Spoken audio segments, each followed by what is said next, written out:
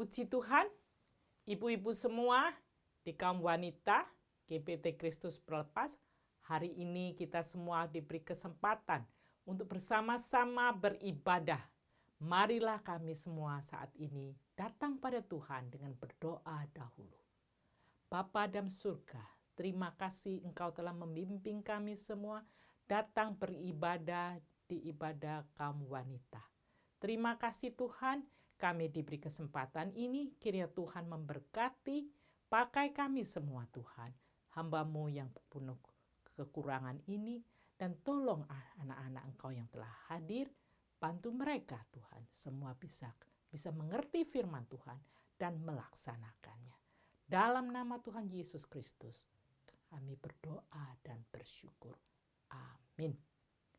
Firman Tuhan saat ini saya ambil dari Mazmur pasal 15 ayat 1 sampai dengan 5.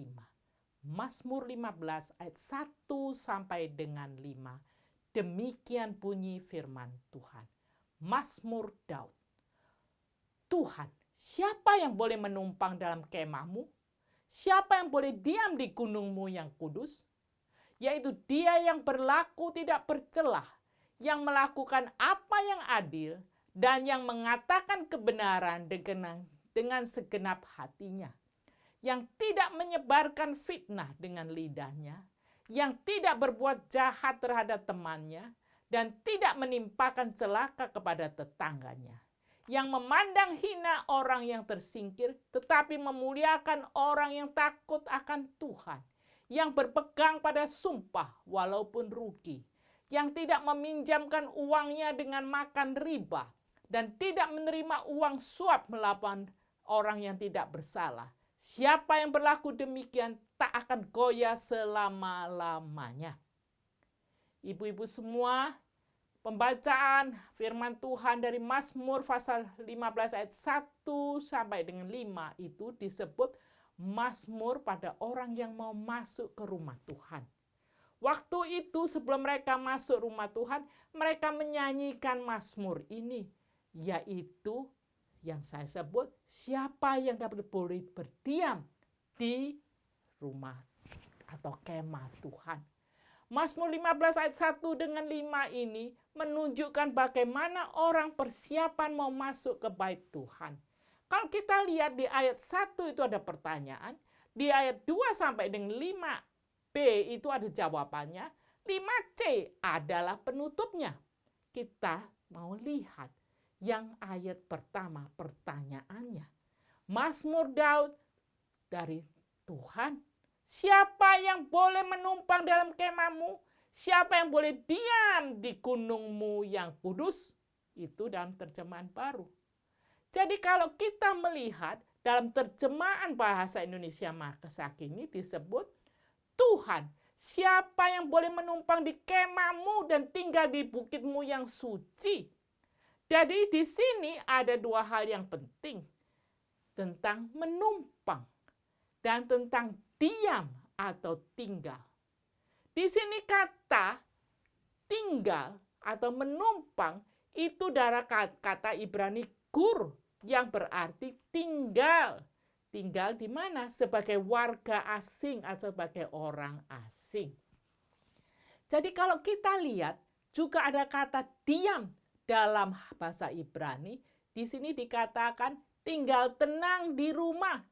Jadi kalau kita melihat Mazmur 15 ayat 1-5, ini adalah orang-orang Israel yang seperti orang asing yang mau tinggal di satu tempat, yaitu tinggal di mana? Di rumah Tuhan. Kita diumpamakan sebagai orang asing yang tinggal, seperti kita kalau sebagai bangsa orang satu negara mau tinggal di negara yang lain sebagai permanent resident. Dan ini adalah tidak sama dengan penduduk asli, yaitu penduduk yang memang lahir dan tinggal di sana. Dan di sini kita melihat, kita ini diumpamakan orang yang mau tinggal di rumah Tuhan.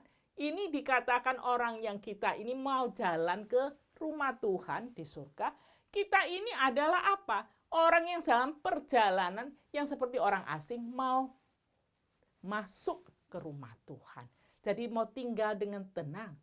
Jadi di sini dikatakan umat Israel zaman saat itu, mereka ini adalah orang-orang seperti orang asing yang apa? Yang mau masuk ke hadiran Tuhan. Yang mau hadir dan bersama tinggal tenang seperti kita semua. Kita ini mau masuk dalam rumah Tuhan dan kita mau tinggal di sini. Di sini dikatakan apa? Jadi pertanyaan itu saat itu adalah mereka ini mau kemana? Ke tempat tinggalnya, yaitu ke tempatnya di Gunung Sion, tempatnya mereka bait Allah. Bait Allah saat itu kehadiran Tuhan. Jadi ayat 1 itu adalah pertanyaan tentang identitas orang yang milik Tuhan. Jadi tentang pertanyaan ayat 1 yaitu tentang apakah identitas dari orang yang mengikuti Tuhan, yang akan tinggal di rumah Tuhan. Ini tidak ditanyakan kamu statusnya apa, dari mana, dan lain sebagainya.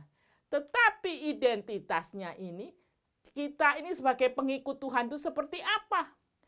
Yaitu identitas kita itu ditunjukkan dengan karakter kita sebagai pengikut Tuhan itu apa? Identitas kita sebagai orang Kristen itu apa? Jadi bukannya kita dari mana asalnya, tapi identitas di sini ditunjukkan karakter kita seperti apa. Jadi kalau kita tadi lihat dalam bahasa Ibrani tadi saya katakan itu kur itu adalah orang yang dalam perjalanan tinggal sebagai warga asing.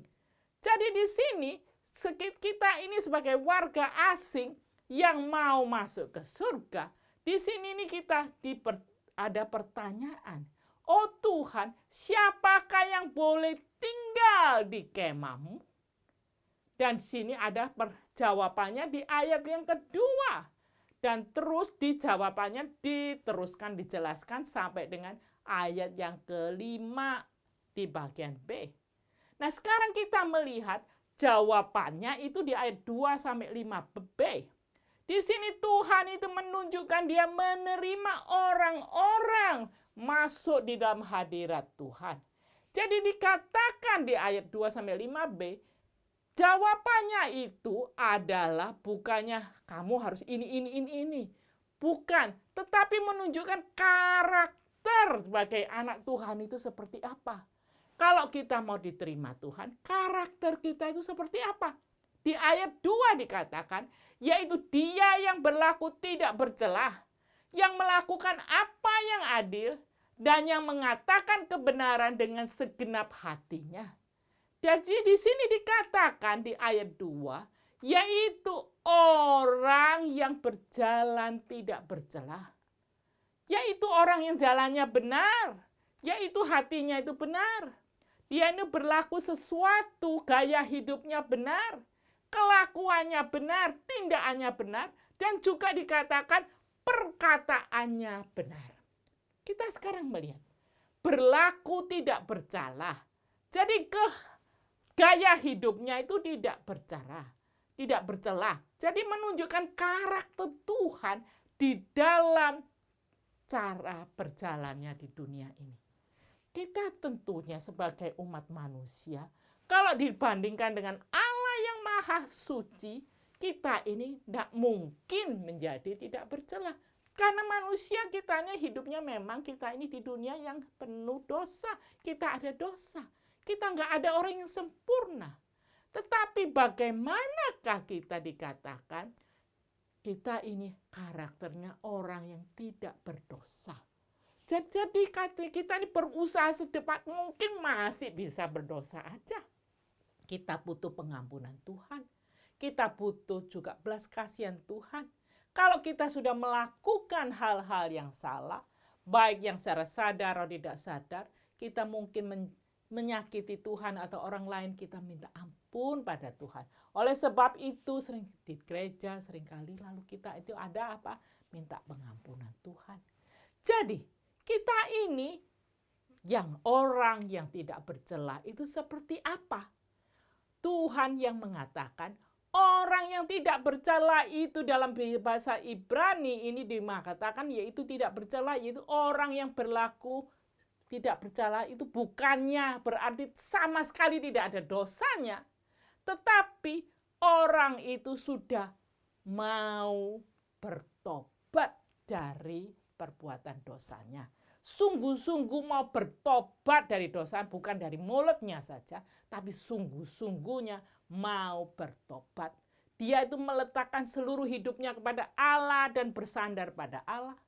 Dan juga orang yang mau setia kepada Tuhan dalam seluruh kehidupannya. Kita melihat beberapa contoh di Alkitab yang dikatakan dia adalah kehidupannya yang gak bercela. Salah satu kita melihat Nuh. Nuh waktu itu hidup dalam tempat di umatnya di saat itu banyak yang tidak mau takut pada Tuhan. Tapi Nuh di Kejadian dikatakan adalah orang yang benar, yang tidak bercela di antara orang sezamannya. Dan Nuh itu hidup bergaul dengan Allah. Jadi Nuh di sini adalah orang yang tidak bercela. Demikian juga Abram juga dikatakan orang yang tidak bercela. Ketika Abram berumur 90 tahun, maka Tuhan menampakkan diri kepada Abram dan berfirman kepadanya, "Akulah Allah yang Maha Kuasa, hiduplah di hadapanku dengan tidak bercela." Ada laki yang disebut tidak bercela, yaitu Daud. Daud juga disebutkan tidak bercela. Nah, kita tahu dia juga pernah berdosa. Dan bahkan berdosa ini Tuhan tidak senang. Tapi juga dikatakan di 1 Raja-Raja pasal 9 ayat 4, dia adalah siapa?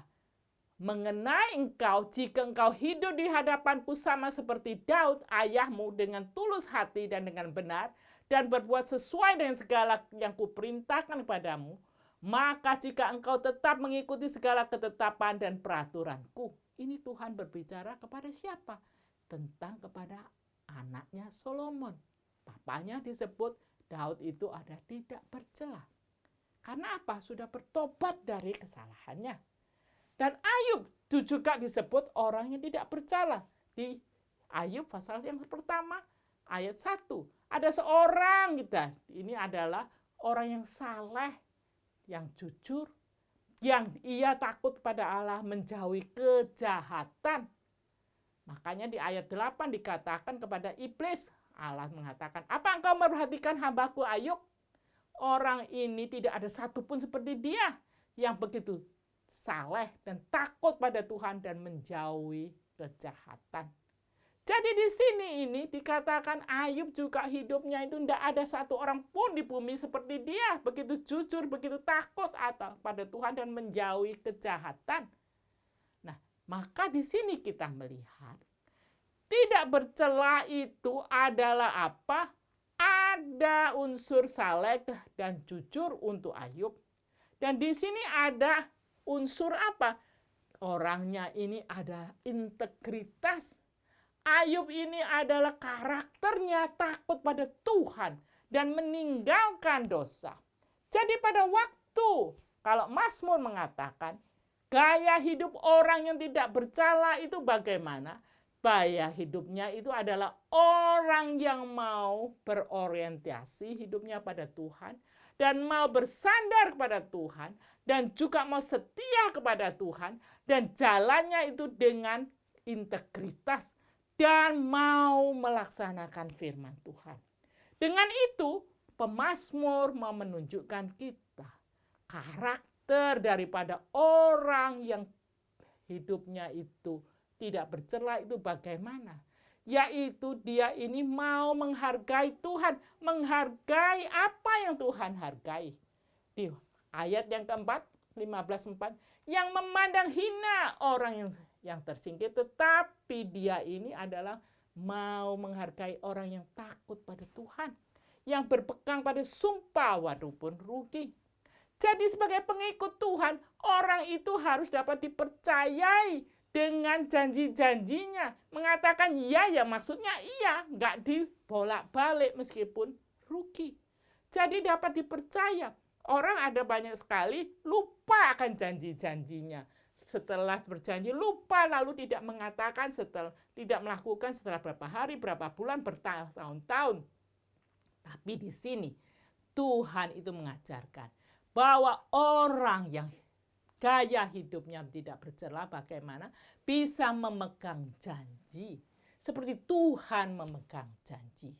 Banyak orang yang berjanji mau memegang janjinya, tapi lalu lupa. Kita melihat banyak keluarga yang berantakan karena janjinya itu tidak dipenuhi antara suami dengan istri, sehingga terjadi masalah dalam keluarga. Jadi jangan tunggu sampai sesuatu terjadi.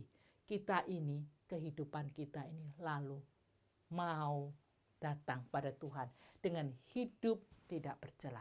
Marilah kita menjadi orang yang bisa memegang janji kepada orang lain. Kalau apa saja yang kita janjikan, kita mau melakukan. Ya, kita nggak gampang ini meremehkan janji kita. Nah, kecuali memangnya nggak bisa. Nah, seperti apa yang terjadi di COVID ini. Kita berjanji mau melakukan sesuatu, tapi karena ditutup semua, kita nggak bisa pergi ke suatu tempat. Nah, atau apa saja yang memangnya nggak bisa, tapi kalau bisa ya kita lakukan. Lalu apa lagi yang berlaku benar? Yaitu Mazmur 15 ayat 2b, yaitu melakukan apa yang adil. Nah, apa itu yang adil? Ini karakter yang adil ini dengan kata, yaitu dengan konkret kelakuannya. Kelakuannya seperti apa? Yaitu adil, yaitu tidak membeda-bedakan, yaitu dia juga adalah orang yang dikatakan juga tidak mau mengambil laba.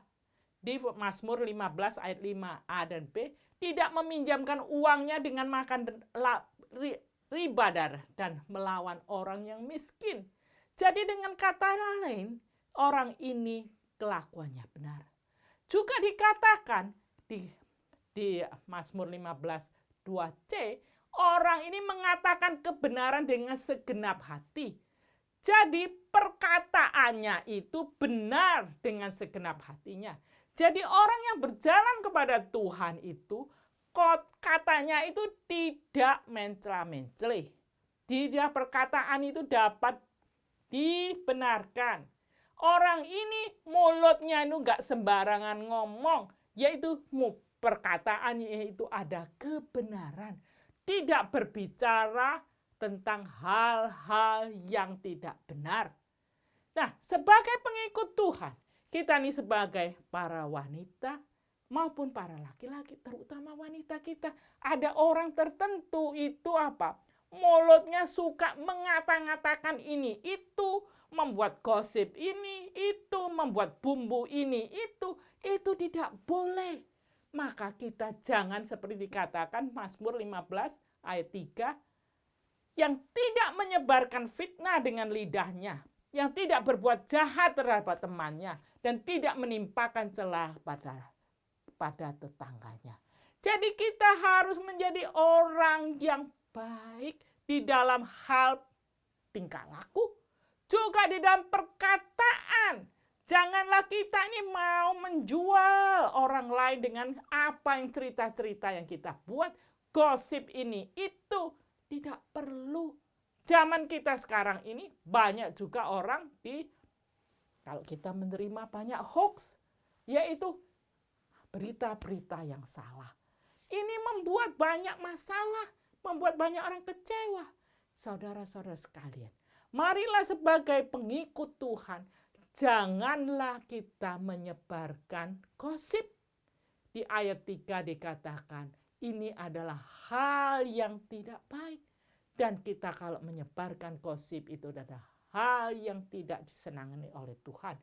Jadi sebagai pengikut Tuhan Yesus, kita ini harus bisa memancarkan Tuhan di dalam karakter kita, di dalam kehidupan kita, juga di dalam apa yang kita katakan, kita lakukan, dan kita juga disebutkan di tadi pasal 15 ayat 2 sampai 5ab. Dengan kata lain, dengan bantuan Tuhan, kita harus menjadi orang yang bagaimana ada integritas di dalam kehidupan kita, perkataan kita, dan juga di dalam perjalanan hidup kita. Marilah kita juga menjadi orang yang mau disebutkan di sini apa? Yang mau dari perbuatan kita menunjukkan bahwa ini Tuhan ada di dalam kita. Juga dalam karakter kita, dalam pekerjaan kita, perkataan kita ini dikatakan tidak bercela. Dengan bantuan Tuhan kita bisa melaksanakan itu. Inilah kita bisa menunjukkan, yaitu apa? Seperti kalau kita ini ada kaca, yaitu menunjukkan karakter Allah. Jadi kita tidak bercela itu seperti itu. Mau setia dalam perbuatan, perkataan, dan tingkah laku, dan juga dalam pikiran kita. Menunjukkan Tuhan. Seperti apa yang dikehendaki Tuhan. Ibu-ibu sekalian, marilah kita menunjukkan karakter Tuhan itu di dalam tingkah laku kita yang konkret. Yaitu apa kita kini menunjukkan juga dengan selain itu dalam lidah kita ini. Tidak mengatakan yang salah dan tidak gosip, tidak juga menekan orang, tidak sembarangan bicara, menyakiti orang. Dan juga dikatakan kita ini adalah orang yang menghargai, orang yang menghargai Tuhan. Dan kita juga mau bisa orang yang dipercayai di dalam perkataan kita. Kalau kita janji, ya mau dilakukan. Jangan seenaknya saja, lihat keadaan. Kalau sudah janji, sebaik mungkin kita lakukan. Dan juga dikatakan di ayat 5a, jangan meminjamkan uang dengan dikatakan dengan itu ada interestnya. Itu apa? Yaitu tidak boleh seperti itu. Kita harus berlaku adil. Nah, ini apakah? Lalu janjinya Tuhan di 15:5c, siapa yang berlaku demikian tidak akan goyah selama-lamanya. Dengan kata lain, kita yang berlaku tadi di ayat 2-5b, ini adalah seperti tidak bisa digoyahkan. Jadi hidupnya ini bisa tenang dibantu oleh Tuhan. Seperti gunung batu yang kuat. Jadi ibu-ibu sekalian, kalau kita melihat dari Mazmur ini, bagaimana orang yang benar ini bisa hidup menurut Tuhan yang dikehendaki Tuhan. Tuhan ini akan memberkati dengan apa? Dengan kebahagiaan, dengan ketenangan. Karena tidak goyah hidupnya, Tuhan memberikan fondasi yang solid dan juga di dalam kehidupannya tidak gampang diruntuhkan. Dengan apa yang dikatakan di pemazmur, di jawabannya di ayat 2-5b, ini bukannya sebagai tadi dikatakan, ini peraturannya, tetapi dikatakan tadi, ini adalah bagaimana kita bisa melakukan di dalam kehidupan kita. Karakter kita, tingkah laku kita. Marilah kita ini menunjukkan karakter Allah. Ibu-ibu sekalian, marilah ingat Mazmur 15 ini. Dinyanyikan waktu mau masuk di bait Allah tadi dikatakan. Jadi pertanyaan, siapakah yang boleh datang? Yang bisa datang ke dalam bait Tuhan, yaitu orang yang melakukan tadi itu. Di dalam perkataan, di dalam juga tingkah lakunya, juga di dalam karakternya. Marilah Tuhan membantu kita semua bisa melakukan ini dengan bantuan Tuhan Yesus Kristus. Marilah kita mau datang kepada Tuhan. Kalau dengan apakah aku akan menghadap Tuhan dan tunduk menyembah kepada Tuhan yang dikatakan di Mika pasal 6 ayat 6-8. Allah yang maha tinggi Bagaimanakah aku bisa menghadap Dia? Dengan korban bakarankah? Dengan anak lembu umur setahunkah? Berkenalah Tuhan kepada ribuan domba jantan? Apakah itu? Dan Tuhan yang menghendaki itu apa? Tuhan tidak menghendaki kurban-kurban seperti itu. Memangnya kurban itu bagus.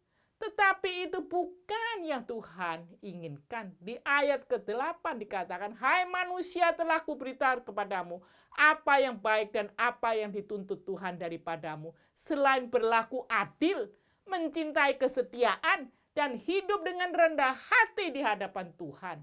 Jadi di Mazmur 15 ini juga mengatakan pada kita, Tuhan menghendaki kita ini setia seluruh hidup kita. Di dalam gaya hidup kita, dalam tingkah laku kita, dalam tutur kata kita.